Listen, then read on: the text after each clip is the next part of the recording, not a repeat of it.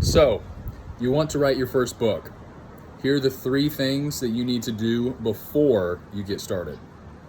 So I just recently began a job at a company called Brand Builders Group. Been there for about 4 months, and we are great at book launches.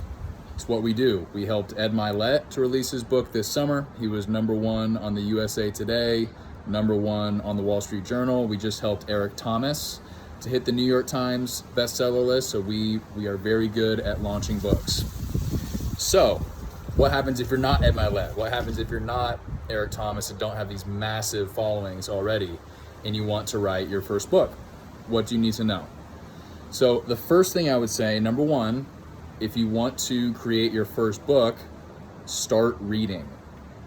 Start reading. You want to be a great writer? Be a great reader. Why is that important? It's like anything. It'd be like sports or practicing law or whatever it might be. You need to become an expert in that space.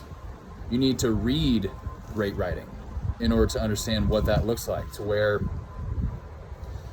you're seeing it all the time. You're saying, oh, I like this, I don't like that. And there's some leeway stylistically. You can become your own writer. You don't need to be the next Shakespeare or something like that. That might not fit your personality even, but you need to read a bunch of different people, fiction, nonfiction, dead and alive, a whole bunch of people to understand, okay, now that I've really filled out my understanding of the writing world, I am now prepared to get started. So #1, you want to be a great writer, be a great reader.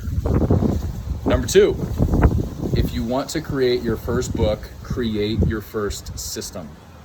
What does that mean? If you were to look at the nonfiction books on your shelves right now, unless it's a memoir, it's typically some kind of system. The 5 love languages, the 7 habits of highly effective people. You have Dave Ramsey's The 7 Baby Steps in the Total Money Makeover. If you look at a nonfiction book, that's typically how it's structured. There's an intro, there's an outro, there's a conclusion, and then there's some kind of system in the middle. Intro, 5 love languages, see you later. So step 2, if you want to write your first book, you don't need to worry about page 1, like, oh, what am I going to write? First sentence, first paragraph, first page. No, create the outline. What is your system? If you're an expert in a certain field, sit down, don't worry about the book, don't write the book first. Create the system. That's step 2. And then #3, if you want to write your first book, you have to commit. You have to commit. It's going to be really hard. Writing a book is very difficult, and you don't have to do it. That's the thing. Let's say, going back to step 2, you create that system.